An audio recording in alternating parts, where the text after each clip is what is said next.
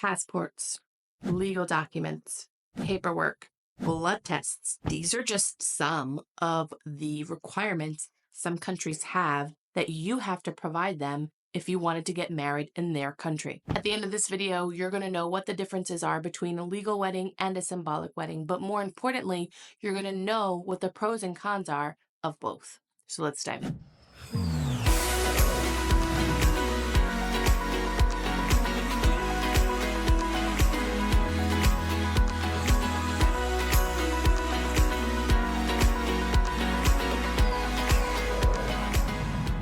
But before you ask yourself, what important documents do I need for my destination wedding? You need to ask yourself the most important question first. Do I want to have a legal wedding or a symbolic wedding? Okay, so let's start with the legal ceremony. A legal ceremony means that you are traveling to a country and you will be legally married in that country. Your marriage certificate, your marriage license, all your documentation is going to be sealed, stamped, and approved by that country. And I know the first question you're going to be asking is my marriage in that country going to be legal in the US? And the answer is yes.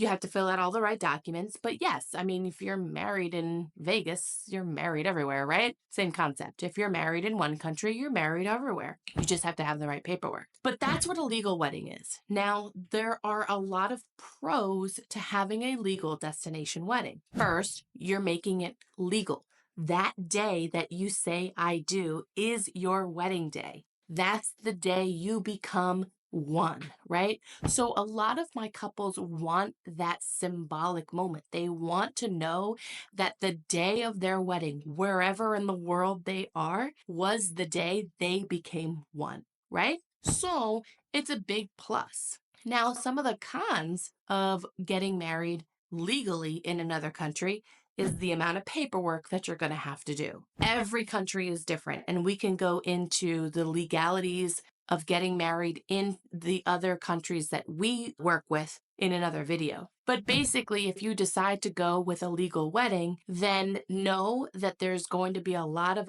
additional documents that you have to process way before the wedding takes place. And in some countries, there's even more. Some countries, there's a blood test that you have to do. In some countries, there's significant fees associated with having a legal wedding in that country, especially for a non-citizen. Which brings me to the other option. You can always go with a symbolic wedding. Okay, so what does that mean? Basically, you and your partner will get married right here at home, wherever your home is.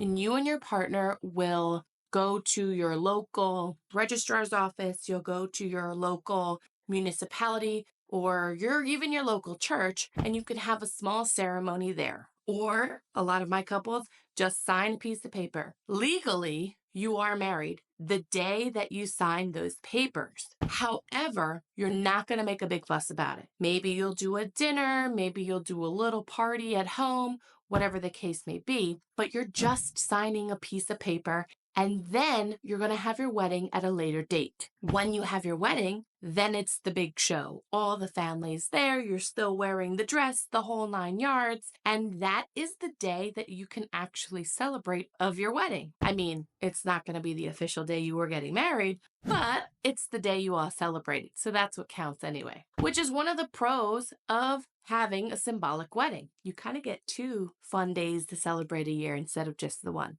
Plus, you save a lot on costs because you don't have to pay much for something that you're just going to sign at the local office. But also, you avoid all that legal paperwork. No need to worry, no need to fuss. You know that you just have to show up and have a big party. Now, some of the cons of a symbolic wedding are that, you don't really get to have that magic moment. Well, some of my clients do. But to be honest with you, a lot of my clients don't want to know that the day they say I do is the day they actually became one, right? A lot of my clients want that magical moment where you become one, and I know that feeling.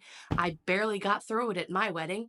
and it just means something, right? So it is a con for those of you who really want to make that one special day that much special. I personally like it because I just like not having any extra hoops to jump through just for my wedding. I want my wedding to be simple and easy and stress free, and the symbolic wedding is the way to do it. So if you want more information about legal versus symbolic weddings, definitely check out the full blog post down in the description. And if you're planning a destination wedding, specifically in Mexico or the Caribbean, then you want to tune into the next video because we're going to go all in on how to plan it, where to plan it, and what you have to do. Talk soon.